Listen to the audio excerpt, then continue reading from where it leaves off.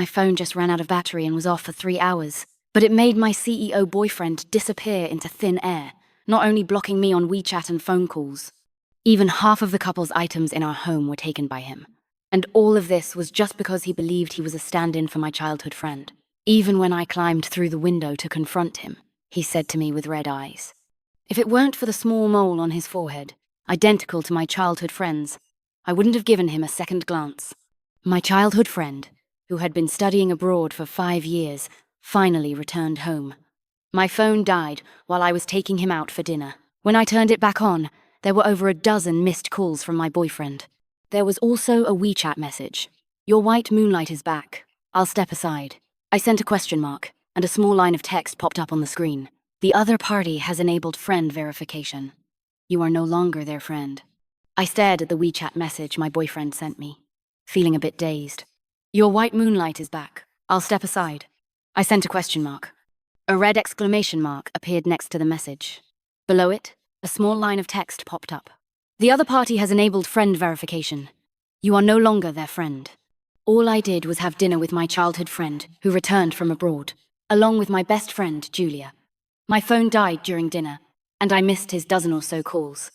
Did he really need to block me on WeChat and my phone? Even as I thought this, a chill ran down my spine. I left a drunken Larry with Julia.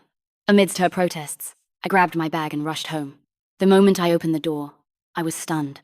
The house was spotless, not a speck of dust, but all the couple's items were left with only half. Slippers, throw pillows, mugs, stuffed animals, toothbrushes.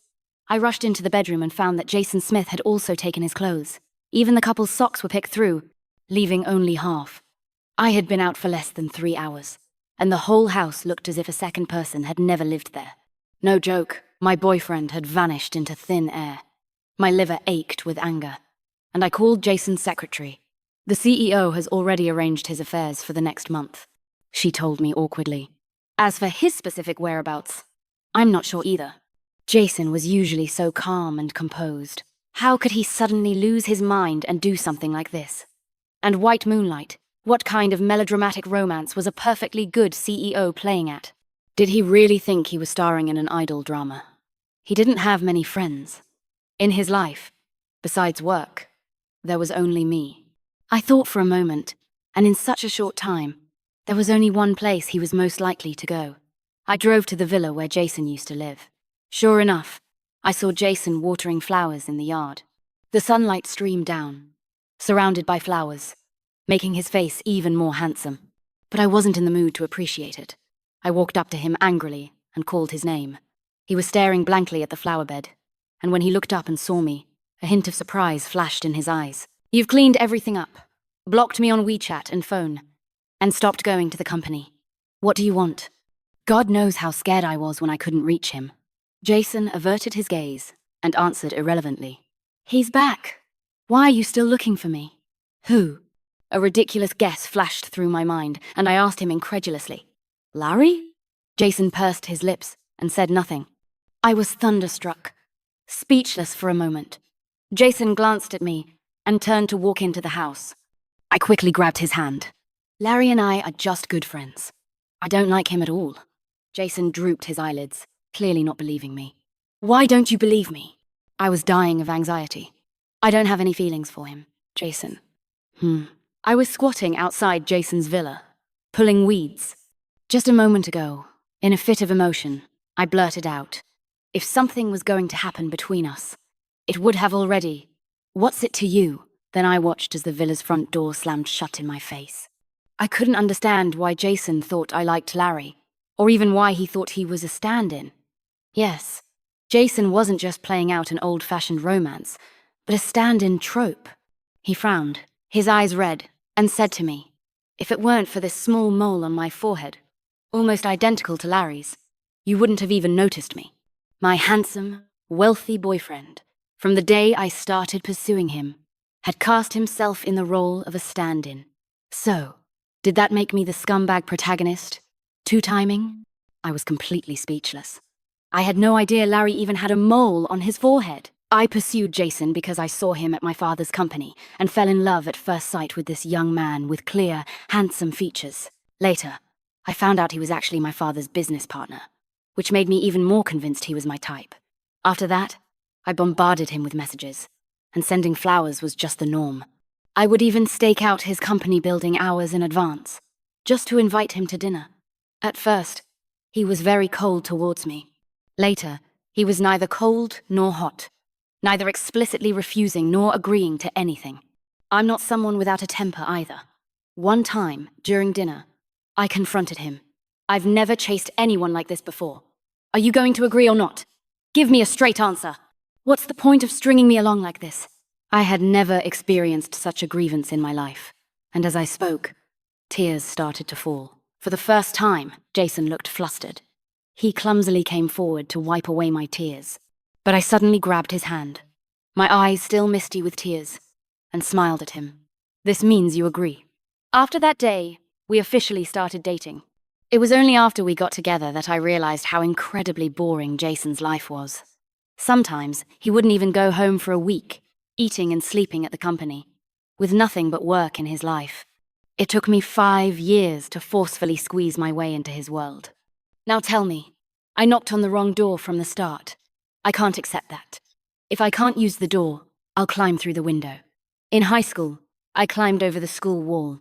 After graduation, I went back to my old ways and climbed through my boyfriend's window. I chose a window that looked relatively easy to climb and quickly got in.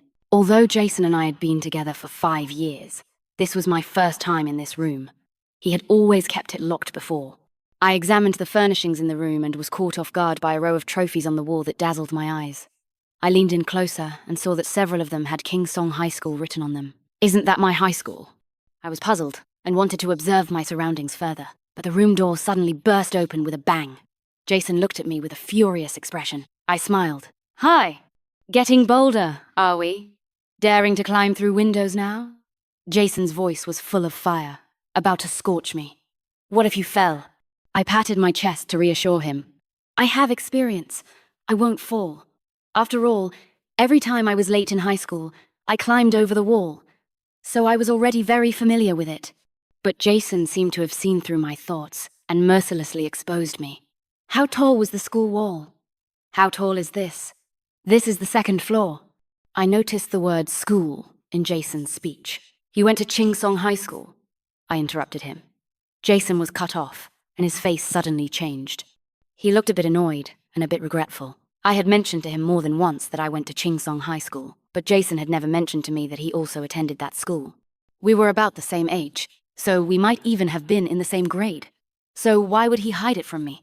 I opened my mouth to continue asking him, but the doorbell downstairs rang at that moment. Jason seemed relieved, quickly turned around, and went downstairs to open the door. I followed behind Jason and watched him turn the doorknob. The person outside showed us their ID. Police. Jason has a very enthusiastic neighbor. When he saw someone climbing into the long vacant house next door, he not only called the homeowner to alert them, but also reported it to the police. Jason and I spent a long time at the police station explaining things before the police finally believed I wasn't actually a thief. Don't do such dangerous things again. As we left the police station, the police officer was still sternly lecturing me. I nodded repeatedly, like a wilted little cabbage. Jason kept a straight face, and the low pressure emanating from him made me afraid to speak. The last time he was this angry was when I went out drinking until dawn behind his back. He had looked for me for a long time then, and when he finally found me at the bar, his eyes were red with worry. A phone call broke the oppressive atmosphere between us. I pulled out my phone and saw it was Larry. Jason's face darkened, and he turned to walk away. I grabbed the corner of his shirt to stop him. Listen to what he has to say. I answered the call, and Larry's groggy voice came through. Belle, where did you go? Come back and drink with me. For a moment, I didn't know whether to snatch my phone back or cover Jason's ears. Larry was clearly still drunk. Jason's expression was unreadable as he quietly listened to Larry ranting on the other end. You don't know how much I miss you. You're too cruel. You never even came to see me in America. With every word Larry spoke, my heart grew colder. When he finally tired himself out and stopped talking, my heart was colder than a knife that had butchered fish for 10 years at RT Mart. Jason hung up the phone. Although his face showed no expression, I could distinctly sense a hint of a discarded little white flower from him. He's just drunk and talking nonsense, you absolutely mustn't believe him. I tried to struggle. The little white flower gritted his teeth. shook off my hand, and quickly got into the car. In my shocked gaze, he drove away without hesitation. I instinctively felt that Jason was hiding something from me. So the next day, I went to Chingsong High School to find my former homeroom teacher, Jack. The old man hadn't changed a bit in over 10 years. When he saw me, he smiled and said, "You look completely different, girl. You used to be my biggest headache. Your name was always at the top of the disciplinary demerit list." I was young and foolish back then, I said with an awkward smile, getting straight to the point. "Teacher, do you remember a person named Jason?" Jack's eyes lit up. "Of course, I remember him. He was a legend at our school." "How come I've never heard of him?" I asked, a little confused. "How could you not know?" he asked, looking a bit puzzled. "His name was on the honor roll every time back then, and besides, he even wrote you a love letter." I was completely dumbfounded. "I remember I kept all the love letters I confiscated together," Jack muttered, rummaging under his desk. "Found it." I looked at the square envelope in his hand. A not-so-pleasant memory suddenly popped into my head. In high school, there was a disciplinary committee member who loved to catch me. Not wearing my school badge, not wearing my uniform, being late, leaving early. He always caught me red-handed. Even if I shamelessly pleaded with him, I couldn't stop him from repeatedly writing my name on the demerit slips. That time, I was enjoying the breeze in the hallway and ran into this disciplinary committee member again. I nervously checked myself for anything that could earn me a demerit, bracing myself for him to pick a fight. But he didn't say anything, just handed me an envelope. My fighting spirit, which I had just mustered, instantly dissipated, and I somewhat bewilderedly accepted the letter. However, at that time, I really disliked this person.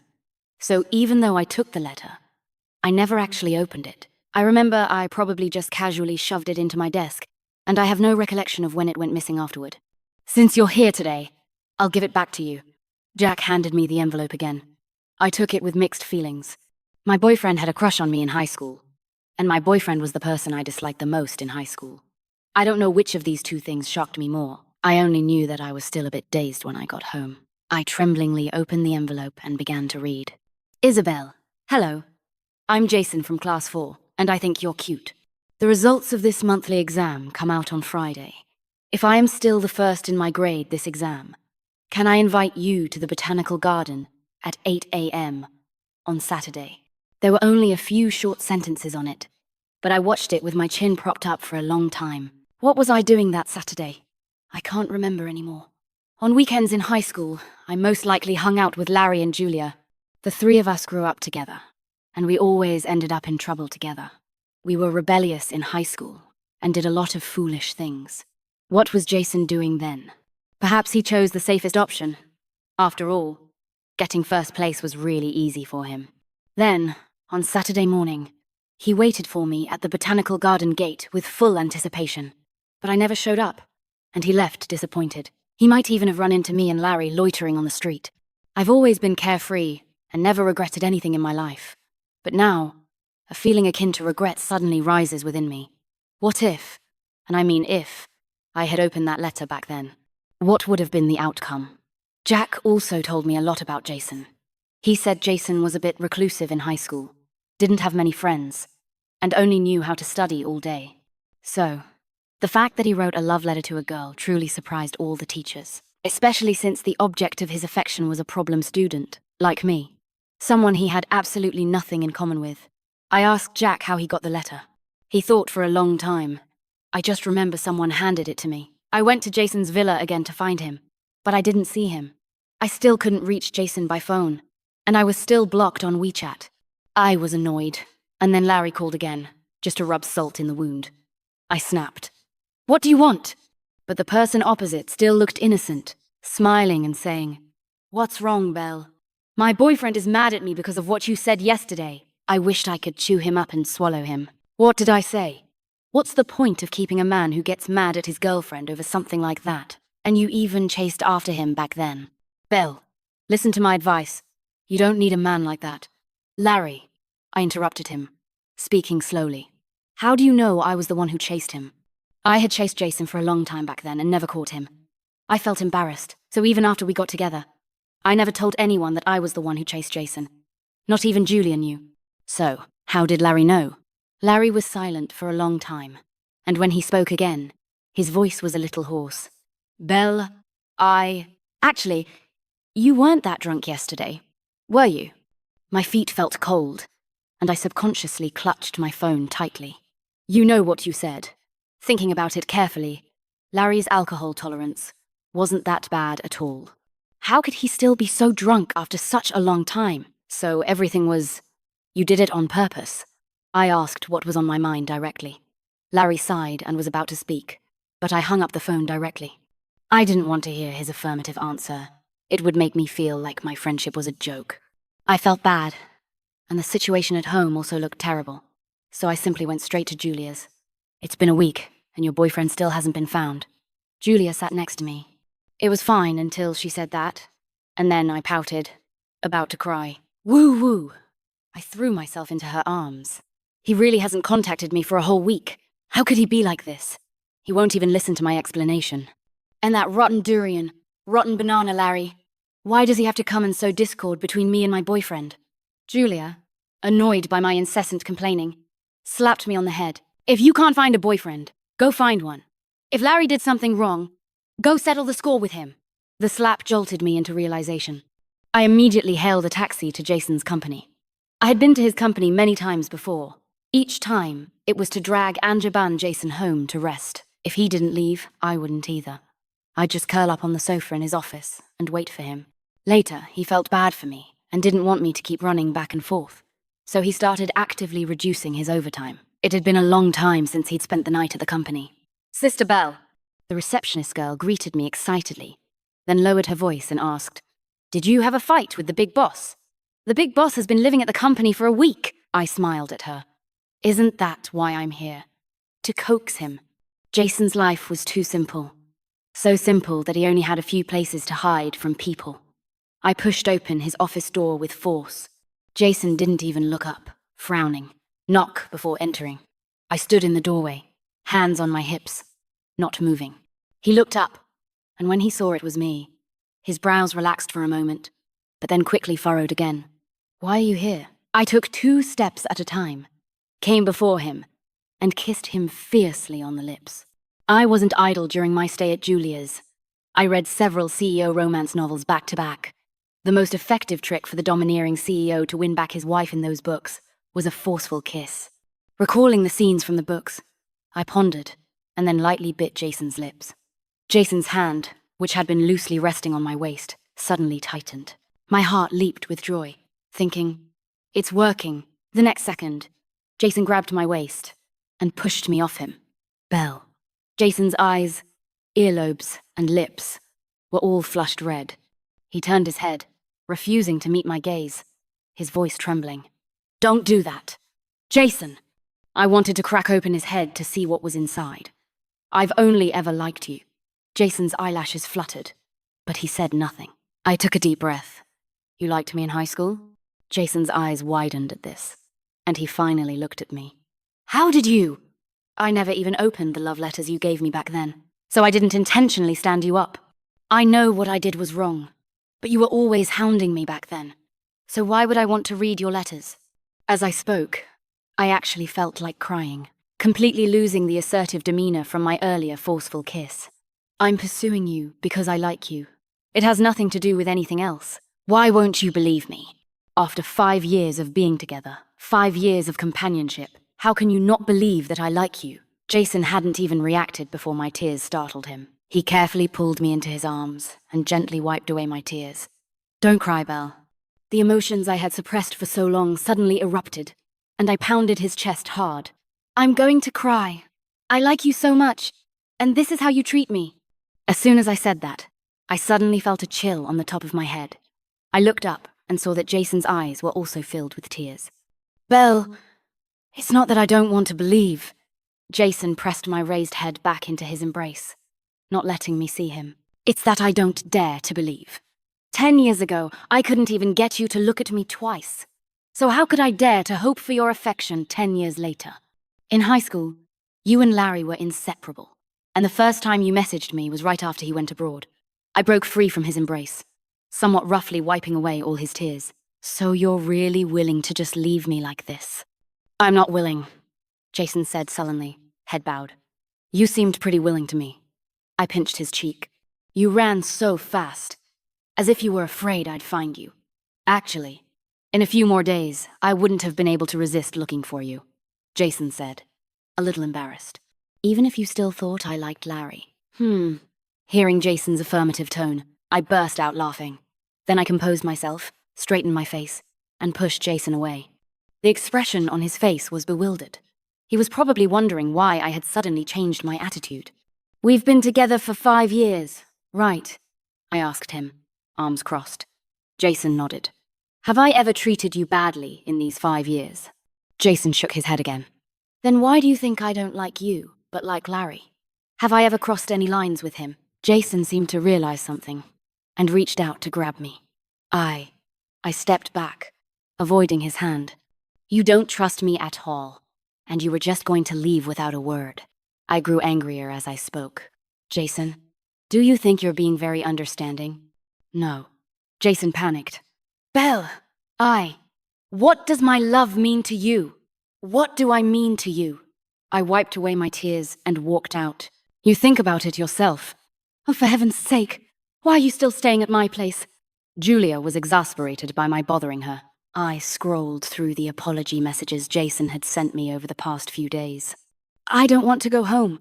Jason had taken all my love and tenderness for him, as if I were channeling it through him to someone else. This was an insult to my feelings. I used to think he was just someone who didn't express his emotions, but now it seems I was silently hurting inside every time.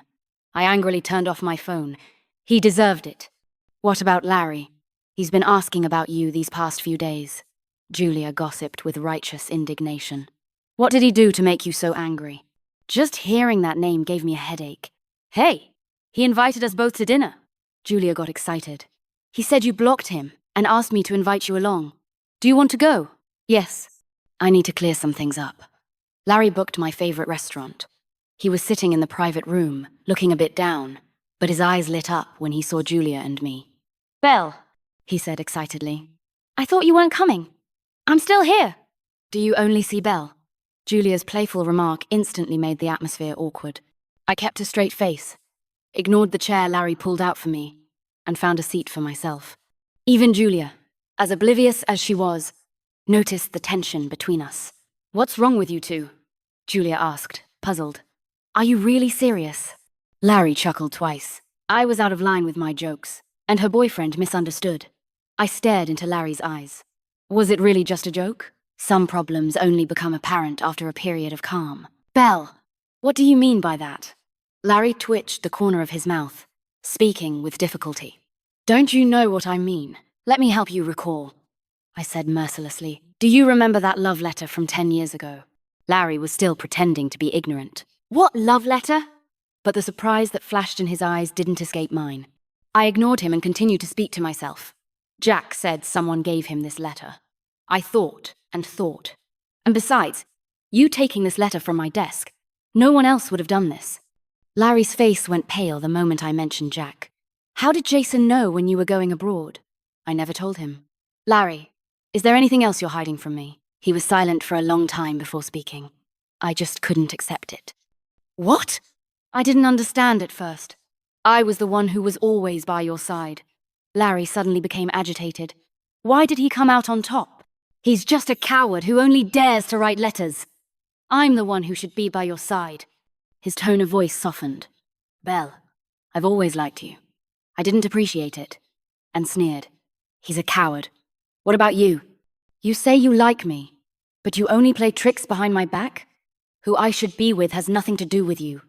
My heart ached, as if it were being cut by a knife. Our 20+ years of friendship were real, but his hurt to me was also real. Are all you men so self-righteous? One hurts me in the name of loving me, and the other dismisses my love based solely on others' words. I said to Julia, Excuse me, Julia. I'm leaving now. I turned and walked out the door. I bumped into Jason outside the private room. He was holding a takeout bag, standing blankly at the door. I don't know how much of the conversation he had overheard. I glared at him and left in a different direction. It wasn't long before Jason caught up. He didn't dare to grab my hand, so he could only follow closely behind me. Are you happy? I guessed he heard what I just said. So. Jason glanced at me, answering cautiously. I stopped, and he stopped with me. What are you packing for? I pointed at the large bag of obviously untouched food Jason had packed. I was thinking of bringing it to you. Don't you love the boiled meat from this place? Jason pursed his lips. I found it a bit strange. The old Jason would never express himself so directly. He would only evade my previous questions, and then faintly ask, "Want to eat together?" Back then, I adored his indirect little ways. But now I find this straightforward approach even more to my liking. But my anger hadn't subsided. Does my liking it have anything to do with you? Weren't you going to break up? No break up. Jason gently hooked his hand with mine, looking wronged. We'll see how you behave. Jason pestered me to go home. When I stepped through the door, I found he had put everything back. 2 pairs of slippers, the same style but different colors, were neatly placed together by the door. Jason diligently arranged the packed food and then helped me sit down. But I wasn't in a hurry to start eating. Instead, I asked him first, "How much did you hear just now?" Jason hesitated for a moment before saying, "Almost everything." Now do you believe that there's nothing between him and me? I believe you. Jason's eyes started to redden in his haste. I've always believed you. Men's words are like deceiving ghosts. I ignored him, picked up my chopsticks, and started eating the meat.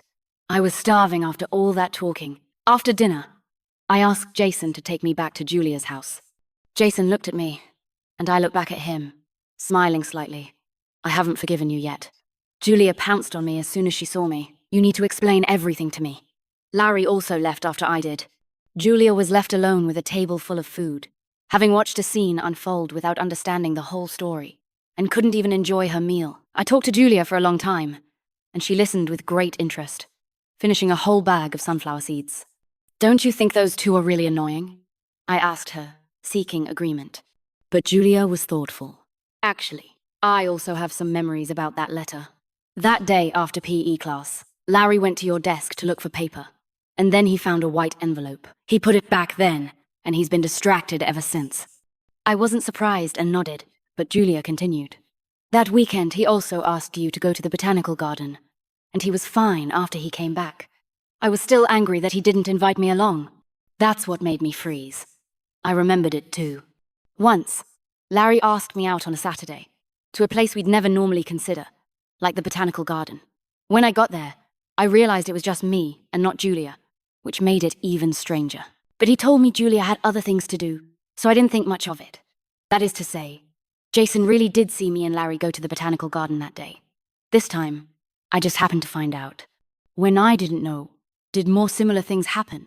I always said that ever since we were kids, I felt Larry was nicer to you, Julia said excitedly. I really do have a keen eye. But I wasn't listening anymore. I got up and rushed out the door. I wanted to know more about it. Isabel! Julia called my name from behind, displeased. Sorry, Julia. I'll treat you to dinner later. I ran downstairs, and at the community gate, I actually ran into the person I was just thinking about. Jason was leaning against his car, staring blankly into the community. When he saw me, he straightened up, looking at me a little nervously. I missed you a bit. I'll leave in a while. He couldn't finish his sentence because I wrapped my arms around his waist. Tell me about high school. At first, Jason hemmed and hawed for a long time, not saying anything. I made to get out of the car, and he quickly pulled me back. At that time, Jason finally spoke, reluctantly. Young love sometimes comes inexplicably. Often, by the time you realize it, you've already been watching the other person for a long time without knowing it. It was in such a sudden realization that Jason understood his attention to me had long exceeded normal bounds. His circle was completely different from mine. He was the good student praised by all the teachers, while I was the bad kid most disliked by the dean. He was always called upon to give speeches, while I usually skipped such assemblies to sleep in class. Our only common ground should have been as the inspector and the penalized on the disciplinary deduction slips. He thought for a long time before mustering the courage to hand me that letter. But at the entrance of the botanical garden, he saw me and Larry playfully walking in. He didn't spare him a glance. He returned disheartened, and on Monday, he was called to the office by the teacher for a lecture. At that time, I thought, maybe I really am very annoying. No friends, not liked. Jason's finger traced the tears at the corner of my eye, but that was a long time ago. Belle, I don't take your love for granted. You are so vibrant and bright, while I am boring and rigid. I was immersed in my low self-esteem, but I overlooked that every time you looked at me, your eyes clearly only saw me. Would you be willing to give me another chance? That day, I followed Jason home. However, I didn't give in to the last question he asked me. What do you even want? Julia advised me over the phone. You've already moved back. Why are you still being difficult? I walked towards Jason's company while talking to her, but I just can't get over that hurdle in my heart. As soon as I thought about Jason, once treating himself as a substitute, my anger would flare up instantly. More than that, I was angry that he didn't value himself.